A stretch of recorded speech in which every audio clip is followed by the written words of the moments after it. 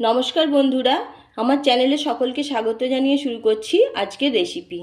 কাঁচা আম দিয়ে আমি বার্মিজ আচার বানাচ্ছি। বার্মিজ আচার বানানোর জন্য আমি আমগুলো নিয়েছি, আমগুলো পরিষ্কার করে ধুয়ে নিয়েছি। আমগুলো একটা সুতি কাপড় দিয়ে মুছে নেব, মুছে নিয়ে ছাড়িয়ে কাটবো। ছাড়ানোর পর কিন্তু আমগুলো আমি আর জল ঠেকাবো না।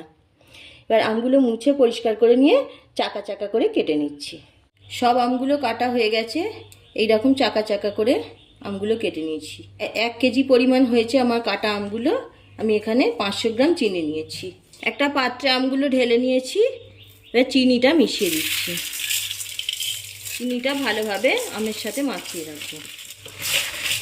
চিনিটা এইভাবে মাখিয়ে আমি এটা 2 ঘন্টার জন্য রেখে দেবো। 2 ঘন্টার জন্য ঢাকনা দিয়ে রেখে দিলে চিনিটা একদম গলে মিশে যাবে আমের সাথে।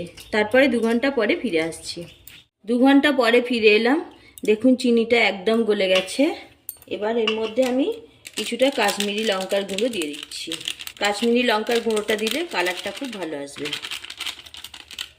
সামান্য হলুদ গুঁড়ো, লবণ ভালোভাবে মিশিয়ে নিচ্ছি। একটা মশলা বানিয়ে নেব আচারটার জন্য।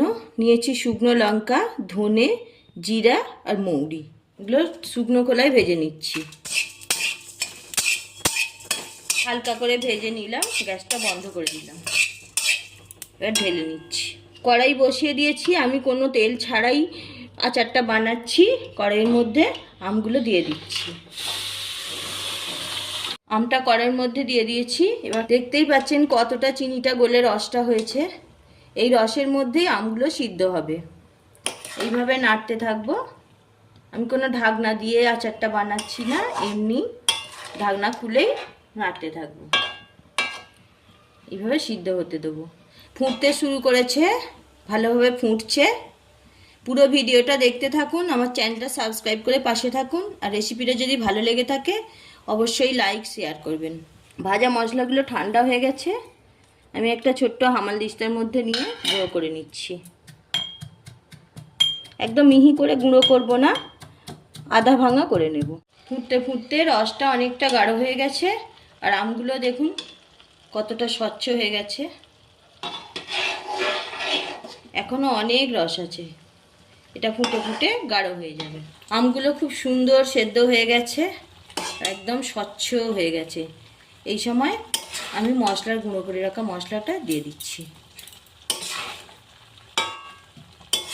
মশলাটা ভালোভাবে মিশিয়ে দিচ্ছি। মশলাটা মিশিয়ে আরও 2 মিনিট রান্না হতে দেবো। দেখুন আমগুলো নরম হয়ে গেছে, কিন্তু একটাও আম ভাঙেনি, সব আমগুলো গোটা গোটা আছে। টক ঝাল মিষ্টি বার্মিজ আচার রেডি। এই পর্যায়ে আমি গ্যাসটা অফ করে দেব। এই যে রসটা আছে ঠান্ডা হলে এটা শুকনো হয়ে যাবে।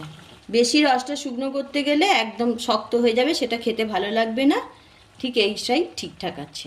একটা পাত্রে ঢেলে নিয়েছি, দেখুন কতটা সুন্দর লাগছে।